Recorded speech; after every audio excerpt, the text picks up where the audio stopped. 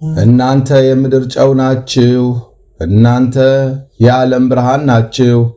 በተራራ ላይ ያለች ከተማ ልትሰወር አይቻላትም። መብራትንም አብርተው በዕንቅብ በታች አይደለም እንጂ በመቅረዙ ላይ ያኖሩታል፣ በቤት ላሉት ሁሉም ያበራል። መልካሙን ሥራችሁን አይተው በሰማያት ያለው አባታችሁ እንዲያከብሩ ብርሃናችሁ እንዲሁ በሰው ፊት ይብራ።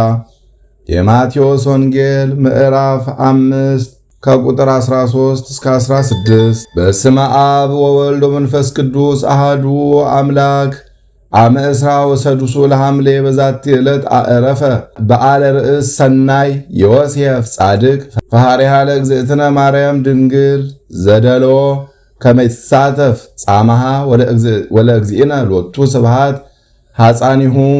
አንድ አምላክ በሆነ በአብ በወልድ በመንፈስ ቅዱስ ስም ሐምሌ 26 በዚች ቀን መልካም ሽምግልና የነበረው የእመቤታችን ድንግል ማርያም እጮኛዋ ድካሟን ለመሳተፍ ክብር ይግባውና ለጌታችን ማሳደጊ ለመሆን የተገባው ጻድቁ ዮሴፍ አረፈ። እርሱም እመቤታችንን በእርሱ ዘንድ ካስጠበቋት ጀምሮ በሁሉም ነገር ያገለግላት ነበረ። በመከራዋም ሁሉ አልተለያትም። በወለደችም ጊዜ በቤተልሔም ከእርሷ ጋር ነበረ። ወደ ግብፅም በተሰደደች ጊዜ ከእርሷ ጋር ብዙ መከራ ደረሰበት። ከዚህም ዓለም የሚለይበት ጊዜው በደረሰ ጊዜ ወንዶችና ሴቶች ልጆቹን ጠርቶ ተሰናበታቸው። እጆቹንም ዘርግቶ ነፍሱን በእግዚአብሔር እጅ ሰጠ፣ የዘላለምንም ሕይወት ወረሰ። ባረፈበትም ጊዜ ጌታችን ወደ እርሱ መጥቶ እጆቹን በላዩ ጫነ።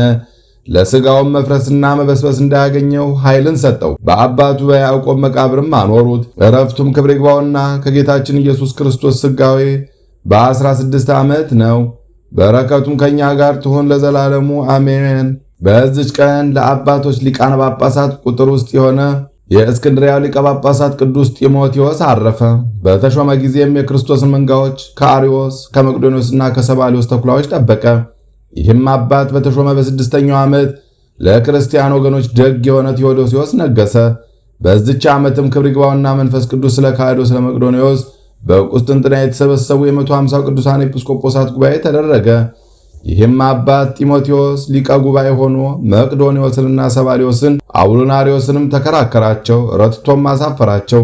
እነሆ የክህደታቸውንና የክርክራቸውንም ነገር የካቲት 1 ቀን ላይ ጽፈናል። ከዚህም በኋላ ይህ አባት በሹመቱ ዘመን አብያተ ክርስቲያናትን በማነጽና በሚገባው ሥራ ሁሉ በእድሳታቸውም አሰበ። ለመጻተኞችም ቤቶችን ሠራላቸው። መንጋዎችንም ሁልጊዜ አስተምራቸው ነበረ። በመልካም ዕውቀቱና በትምህርቱ ጣዕም ሁልጊዜ በማስረዳቱ በቀናች ሃይማኖት አጸናቸው። ከአርዮስና ከመቅዶኒዎስ ወገኖችም ብዙዎቹን መልሶ ክብር ይግባውና የጌታችን ኢየሱስ ክርስቶስ ወደ ሆነች የቀናች ሃይማኖት አስገባቸው። በወንጌላዊ ቅዱስ ማርቆስ መንበርም ላይ 9 ዓመት ተኩል ኖረ። ከዚህም በኋላ በሰላም አረፈ። ለእግዚአብሔር ምስጋና ይሁን፣ እኛንም በጸሎቱ ይማረን፣ በረከቱም ከኛ ጋር ትኖር ለዘላለሙ አሜን። በዚች ቀን ለኢትዮጵያ ሀገር ብርሃንን የገለጠ ቅዱስ አባት አባ ሰላማ አረፈ። ዜናውም እንዲህ ነው። ስሙ ሜሮጴዎስ የሚባል የጥበበኞች አለቃ አንድ ሰው ወደ ህንድ ሀገር ሊያልፍ ወዶ ከጢሮስ ሀገር መጣ። ከእርሱም ጋር ከዘመዶቹ ወገን የሆነ 2 ብላቴኖች ነበሩ። የአንደኛው ስሙ ፍሬምናጦስ፣ የሁለተኛው ኤዴስዮስ ይባላል። ሲድራኮስ የሚሉት አሉ። በኢትዮጵያ በኩል ወዳለው ወደ አፍሪቃ ባህር ወደብ ደረሱ። ልቦ የተመኘችውን የኢትዮጵያን ሀገር መልካምነቷን ሁሉ ተመለከተ። ከዚህም በኋላ በድንገት ወንበዴዎች ተነስተው በመርከብ ካሉት ሁሉ ጋር ገደሉት። እኒህም 2 ልጆች ግን ተረፉ። የሀገሩ ሰዎችም አገኟቸው። ወደ ንጉሱም ወስደው እንደ እጅ መንሻ አድርገው እነርሱን ሰጡት። ንጉሱም ተቀበላቸው። ከጥቂት ቀኖችም በኋላ ንጉሱ ኤዴስዮስን በፊቱ የሚቆም ጋሻ ጃግሬ አድርጎ ሾመው። ፍሬምናጦስን ግን በገንዘብ ሁሉ ላይ በጅሮንዳ አድርጎ ሾመው። ይህም አባት ንጉሥ የአብርሃና የአጽብሃ አባታቸው ስሙ አይዛና የተባለው ነበረ። እነርሱም ሕፃናት ሳሉም አረፈ። እኒህም አካለ መጠን እስከሚደርሱ ድረስ የንጉሱ ልጆች እያሳደጉ ኖሩ። ክብር ይግባውና በክርስቶስ ማመንን አስተማሯቸው። የንጉሱ ልጆችም አድገው በነገሱ ጊዜ ኤዴስዮስ ወደ ሀገሩ ተመለሰ። ፍሬምናጦስ ግን ወደ ግብፅ ሄዶ ወደ እስክንድርያ ሊቀ ጳጳሳት ወደ አባ አትናቴዎስ ደረሰ። የደረሰበትንም ሁሉ ነገረው። ስለ ኢትዮጵያውያንም ሃይማኖት ጳጳስ ሳይኖራቸው ክብር ይግባውና በጌታችን በኢየሱስ ክርስቶስ እንዴት እንዳመኑ ነገረው። አባ አትናቴዎስን በሰማ ጊዜ እጅግ አደነቀ። ፍሬምናጦስንም የነጻ ሕዝብ ሀገር ለሆነችው ለኢትዮጵያ ሀገር ጳጳስ ይሆን ዘንድ ግድ አለው። ጳጳሳትንም ሾመ። ከታላቅ አክብሮት ጋር አምላከው።